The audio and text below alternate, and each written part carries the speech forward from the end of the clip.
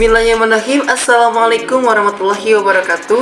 Hamdan wa syukurillah wassalatu wassalamu ala rasulillah. La hawla wa la quwata illa billah, amma ba'd. Sebelumnya izin saya memperkenalkan diri. Nama saya Muhammad Afiq Maulana dari Fakultas Tarbiyah Prodi Pendidikan Agama Islam dengan NIM 010123011011. Izinkanlah di sini saya untuk mempresentasikan pemaparan mengenai ulumul Quran. Namun sebelumnya, apa sih itu ulumul Quran? Ulumul Quran ialah ilmu-ilmu yang membahas mengenai Al-Quran, cabang-cabangnya, ruang lingkupnya, serta kaidah dan isinya. Namun sebelumnya, Al-Quran sendiri ialah kalamullah yang diturunkan kepada Nabi Muhammad SAW dengan perantara malaikat Jibril sebagai mukjizat. Al-Quran merupakan sebagai sumber ilmu bagi kaum muslimin yang merupakan dasar-dasar hukum yang mencakup akan segala hal. Kata ulumul Quran berasal daripada dua kata, yaitu ulum dan Al-Quran. Ulum sendiri merupakan jamak daripada ilmu yang artinya ilmu-ilmu.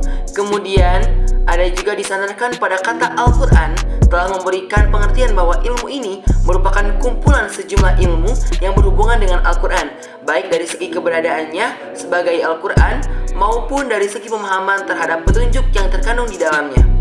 Adapun definisi ulumul Quran secara istilah, para ulama memberikan redaksi yang berbeda-beda sebagaimana dijelaskan menurut Az-Zarqani. Beberapa pembahasan yang berkaitan dengan Al-Quran dari sisi turun, urutan penulisan, kodifikasi, cara membaca, kemujizatan, nasih, mansuh, dan penolakan hal-hal yang biasa menimbulkan keraguan terhadapnya, serta hal-hal lain. Ulumul Al-Quran ini terbagi beberapa cabang ilmu. Di antaranya ada ilmu qiraah, ilmu tajwid, ilmu nasih mansuh, ilmu asbabun nuzul, dan ilmu yang lainnya. Nah, di sini saya akan menjelaskan mengenai 3 cabang ilmu. Yang pertama ada ilmu qiraah.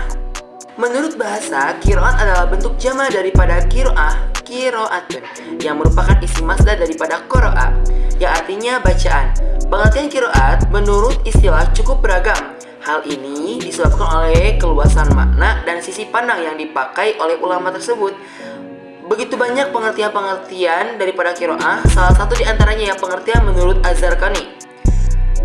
Definisi qiraat menurut Az-Zarqani ialah suatu mazhab yang dianut oleh seorang imam qiraat yang berbeda dengan lainnya dalam pengucapan Al-Quran Al-Karim, serta sepakat riwayat-riwayat dan jalur-jalur daripadanya, baik perbedaan ini dalam pengucapan huruf-huruf maupun dalam pengucapan keadaan dan keadaan lainnya. Nah, ilmu qiraat ini ada juga berbagai macam-macamnya. Di antaranya ada qiraah sab'ah, yang mana qiraah sab'ah ini adalah qiraah 7. Nah, maksud daripada qiraah 7 ini ialah bacaan Al-Qur'annya diriwayatkan oleh 7 imam.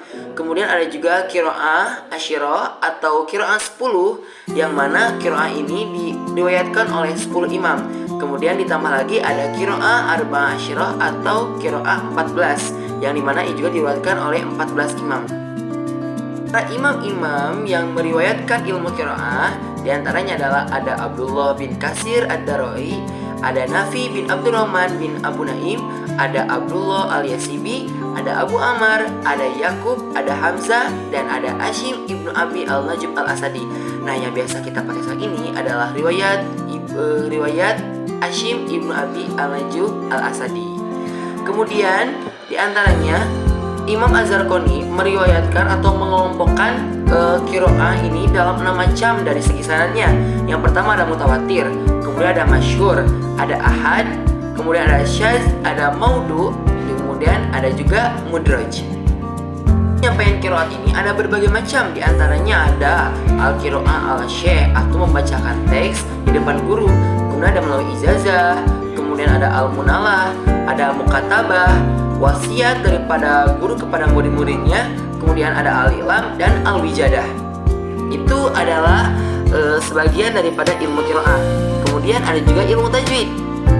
Ilmu tajwid ini adalah ilmu yang mempelajari mengenai cara membaca Al-Quran yang baik dan benar, dilengkapi dengan sifatul huruf, makharijul huruf atau tempat keluarnya huruf dan lain sebagainya. Nah, ilmu tajwid ini jikalau dipelajari maka hukumnya adalah fardu kifayah, namun mengamalkannya adalah fardu ain. Ilmu tajwid ini dibagi beberapa macam juga. Menurut kaidah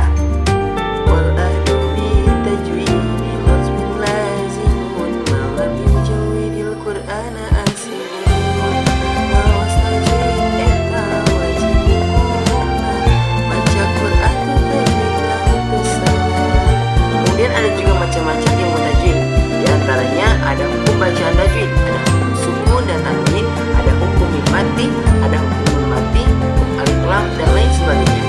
Contohnya Bismillahirrahmanirrahim.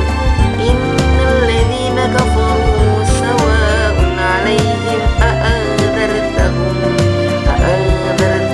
am lam tunzirhum la yu'minun. Astagfirullahaladzim. Kemudian yang ketiganya ada ilmu asbabun nuzul. Jika tadi kita udah mempelajari mengenai ilmu tajwid, kemudian ilmu qiraah, nah sekarang kita beralih kepada ilmu asbabun nuzul. Apa sih itu asbabun nuzul? Asbabun nuzul adalah peristiwa, perkataan atau perbuatan yang terjadi pada masa tertentu yang menjadi latar belakang turunnya ayat-ayat Al-Quran. Fungsi asbabun nuzul salah satunya yang membantu memberikan penjelasan terhadap beberapa ayat. Kemudian ada macam-macam asbabun nuzul. Macam-macam asbabun nuzul meliputi ta'ud al-asbab wa al-anazil wahid dan ta'dud an-nazil wa al-asbab wahid. Asbabun nuzul berasal bentuk idofah, lafal, asbab, dan nuzul. Asbabun nuzul secara asal usul kata memiliki makna yakni sebab-sebab yang menjadi latar belakang terjadi sesuatu. Dalam hal ini, asbabun nuzul lebih khusus dipergunakan untuk menyatakan sebab-sebab turunnya Al-Quran. Ada beberapa macam asbabun nuzul. Di antaranya yang pertama ada ta'dud al-asbab wa al-nazil wahid, merupakan beberapa sebab yang hanya melatar belakangi satu ayat Al-Quran. Contoh ayat yang memiliki asbabun nuzul macam ini adalah surah Al-Ikhlas ayat 1 sampai 4. Nah, ada berbagai macam asbabun nuzul yang lainnya juga, seperti ta'dud al-nazil wa al-asbab wahid. Ini merupakan satu sebab yang melatar belakangi turunnya beberapa ayat Al-Quran. Jikalau tadi hanya satu ayat saja, kalau sekarang beberapa ayat. Nah, itulah demikian definisi pemaparan mengenai ulumul Quran. Cabang-cabangnya